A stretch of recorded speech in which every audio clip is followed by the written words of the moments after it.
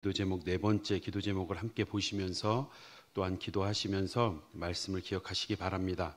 우리 옆에 계신 분과 함께 인사하겠습니다. 죽게 하듯 합시다. 죽게 하듯 합시다. 일상이 예배입니다. 일상이 예배입니다.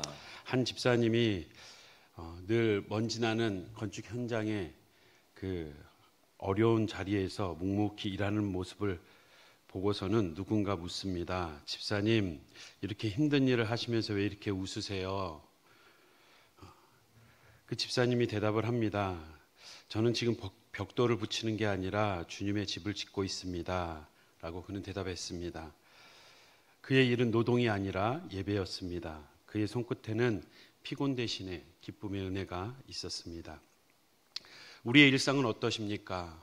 오늘 이 기도의 자리를 일어서고 나면 각자의 일터로 향할 터인데 그 일상에서 그 가정과의 일터와 우리의 삶의 자리에서 하나님을 섬기는 예배의 마음을 가지고 있는지 다시 한번 돌아보길 원합니다. 본문의 바울은 노예들에게 권면하고 있습니다. 무엇을 하든지 마음을 다하여 죽게 하듯 하고 사람에게 하듯 하지 말라.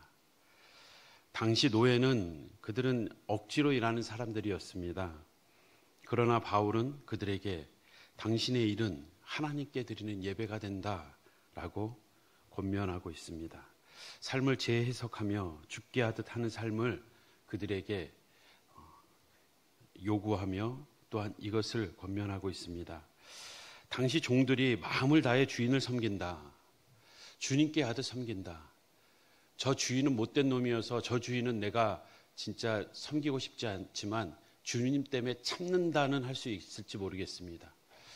내가 이 주인한테는 막 대해도 내가 교회 가서 예배는 잘 드려야지 하는 종들이 있었을지 모르겠습니다.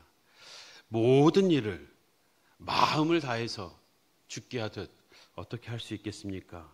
종도 사람인데 육체적 한계가 있고 형편을 살피지 않고 과중한 업무가 주어지면 피곤이 쌓이고 그리고 다쳐도 살피지 않는 나쁜 주인들이 얼마나 많았겠습니까?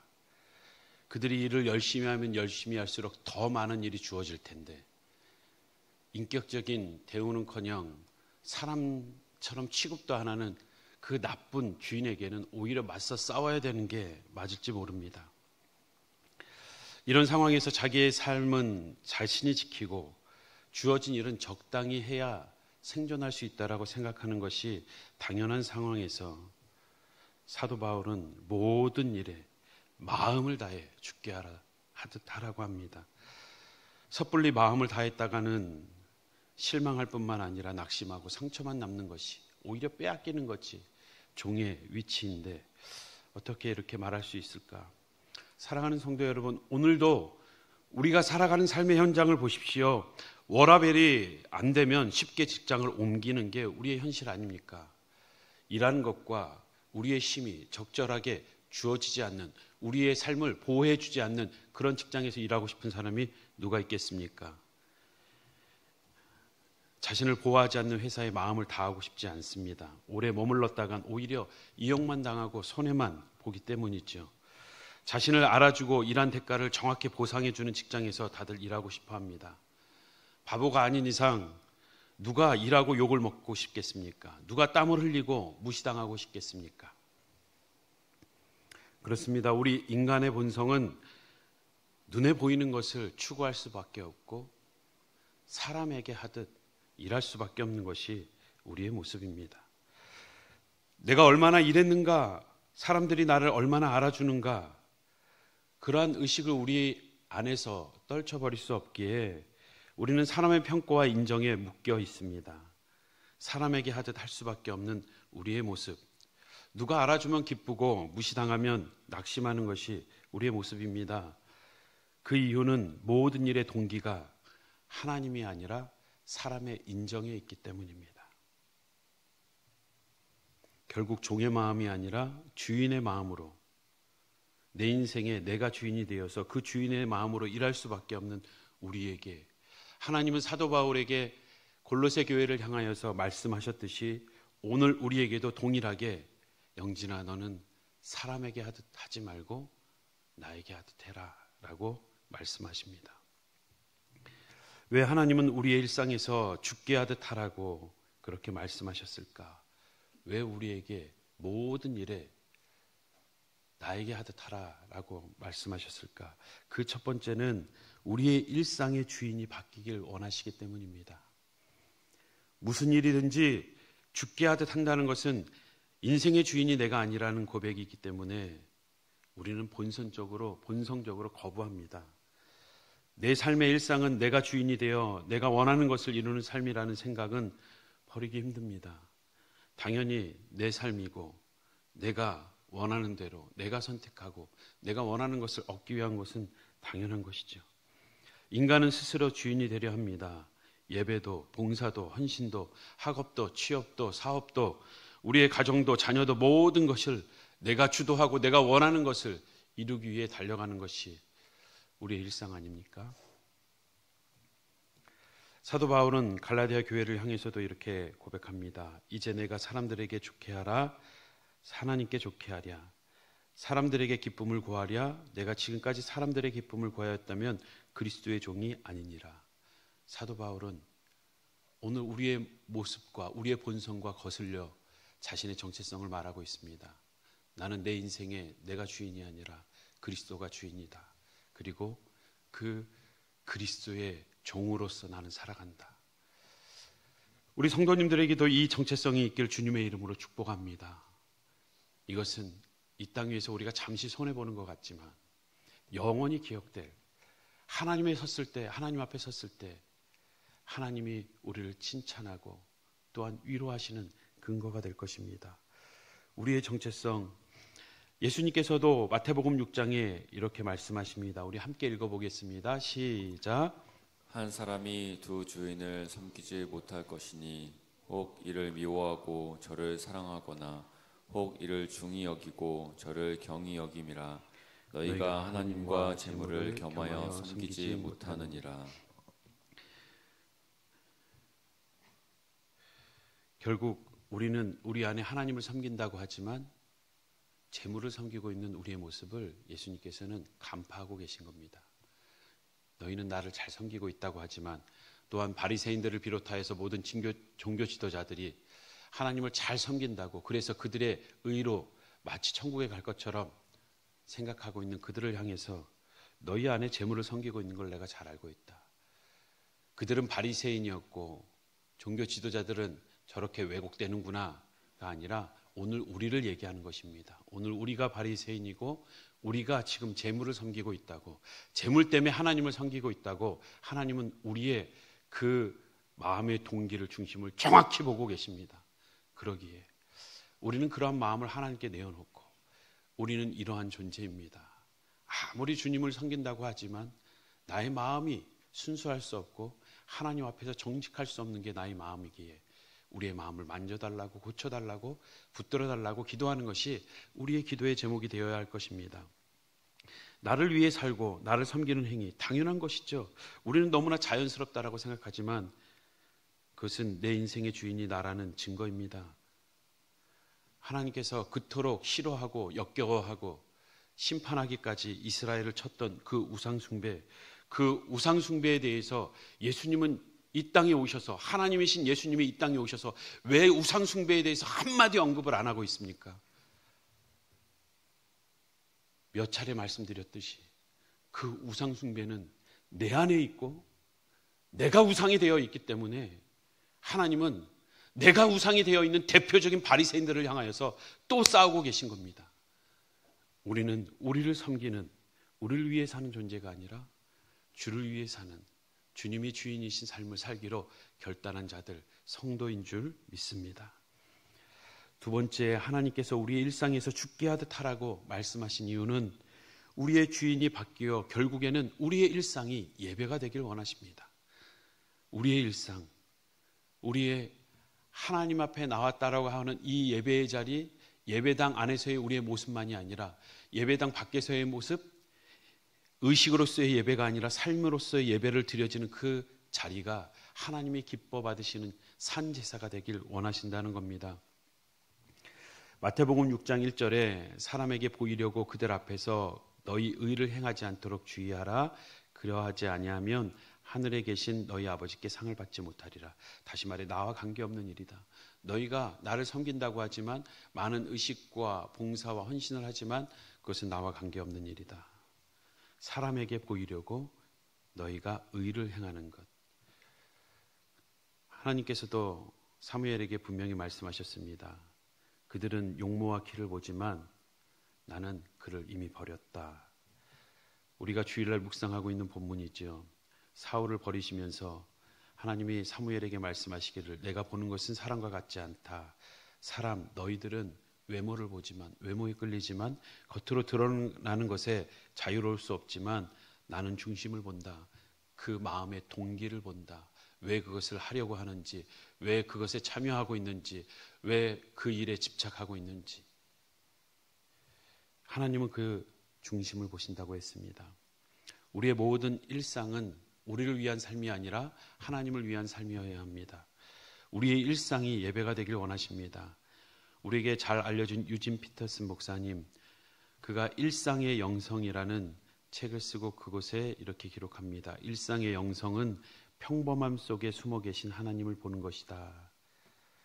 하나님은 주일의 예배만이 아니라 월요일의 일상에서도 일하신다.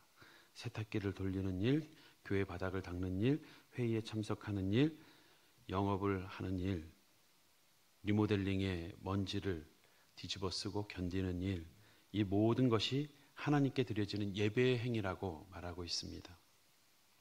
또 고전이 된 로렌스 형제의 책에서도 보면 그가 수도원에서 지금 교회 주일이라고 생각한다면 주방에서 봉사하는 일, 그 일을 하고 있는 것입니다. 수도원 부엌에서 설거지를 하면서 이렇게 고백합니다. 나는 성찬식의 제단보다 설거지 때에서 하나님을 더 자주 만납니다. 하나님은 우리의 일상 속에서 보이지 않는 제사를 받길 원하십니다. 우리의 일상이, 우리 모두의 성안교회 성도님들의 일상이 오늘 이 기도의 자리를 일어선 그 다음의 삶이 하나님이 기뻐 받으시는 예배가 되길 주님의 이름으로 축복합니다. 마지막 세 번째, 하나님께서 우리의 일상에서 죽게 하듯 하라고 말씀하신 이유는 우리의 일상을 통해 복 주시기 위함입니다. 믿음이 없이는 하나님을 기쁘시게 못하나니 하나님께 나아가는 자는 반드시 그가 계신 것과 또한 그가 자기를 찾는 자에게 상 주시는 이심을, 하나님은 상 주시길 원하십니다. 하나님은 위로와 격려와 또한 그에 마땅한 보상을, 상급을 주기를 원하시는 분이십니다. 사람은 다 잊을 수 있습니다. 정말 나에게 아픔을 주고 상처를 주고 원한을 맺혔던 것은 정말 바위에 새기듯 다 새기고 다시 흙으로 덮고도 또 그 생각이 나면 바람을 불어서 그 바위에 새겨놓은 그 아픔과 상처를 끄집어내는, 그렇게 지우지 못하는 인간의 모습과 다르게 인간은 은혜를 받고 또한 도움을 받고 그 감사한 모든 일에 대해서는 너무나도 쉽게 잊어버리는, 물에 써버리고 그냥 흘려보내고 조금도 생각지 못하는 그러한 존재 아닙니까?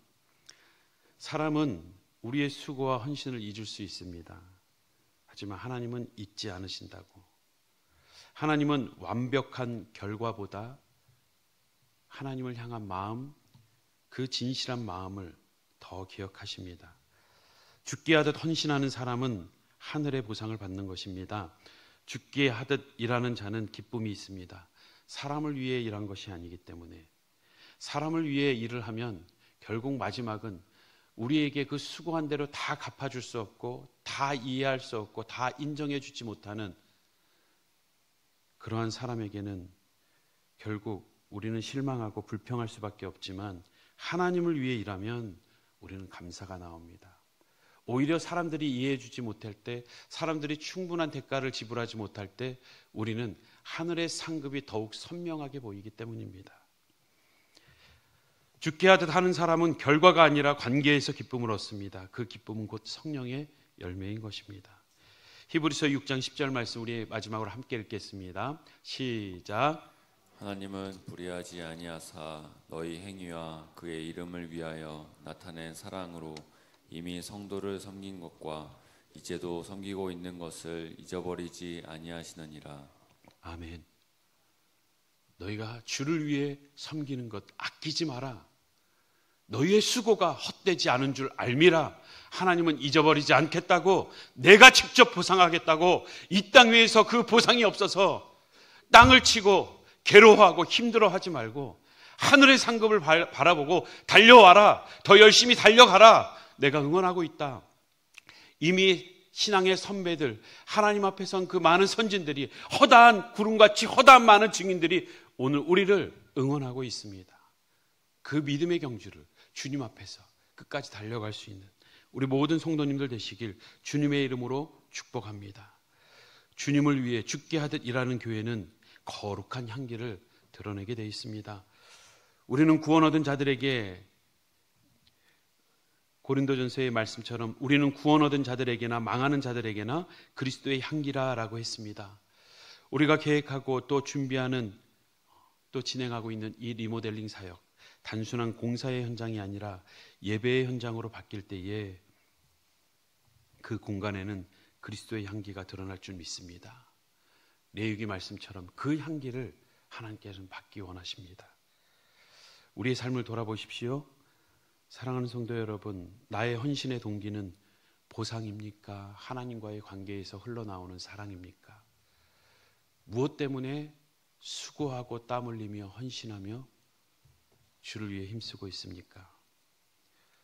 우리가 열심히 살아가는 우리의 일터, 학교, 직장, 그 삶의 자리, 우리의 일상은 이 땅 위에서 살아가기 위한 생존입니까? 서바이벌하기 위한 그 생존입니까? 정말 서비스하는, 하나님께 올려드리는 예배입니까? 이 시간 결단하시기 바랍니다. 한번 저를 따라하겠습니다. 사람에게 하는 습관을 끊읍시다. 사람에게 하는 습관을 끊읍시다. 사람의 눈이 아니라 주님의 눈을 의식하길 바랍니다. 하나님이 보고 계시다는 믿음이 나의 일과 태도를 변화시킬 것입니다. 하나님은 나의 관객이 아니라, 내 인생의 관객이 아니라 내 인생의 주인이십니다. 한 번 더 따라하겠습니다. 일터를 예배의 자리로 바꾸겠습니다. 일터를 예배의 자리로 바꾸겠습니다. 우리는 일터의 예배자입니다. 교회뿐만 아니라 가정과 직장에서도 죽게 하듯 살아가십시오. 당신이 있는 곳, 바로 하나님이 함께 하시는 성전인 줄 믿습니다. 마지막으로 한 번 더 따라하겠습니다. 마음의 동기를 새롭게 하겠습니다. 마음의 동기를 새롭게 하겠습니다. 내가 왜 일하는지, 내가 왜 오늘도 단잠을 깨웠는지, 하루에 눈을 뜨는 이유와 목적이, 내가 일터로 향하는 이유와 목적이 분명하길 바랍니다. 하나님이 목적이 되면 수단이 변하게 되어 있습니다.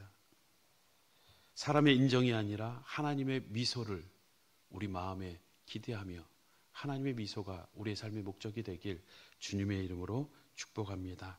우리 앞에서 불렀던 찬양, 부르신 곳에서 함께 찬양하면서, 하나님, 나의 모든 삶의 동기가, 일하는 동기가 하나님과의 관계에서 흘러나오는 사랑이길 원합니다. 나의 일상이 예배가 되길 원합니다라는 고백을 담아서 찬양하겠습니다.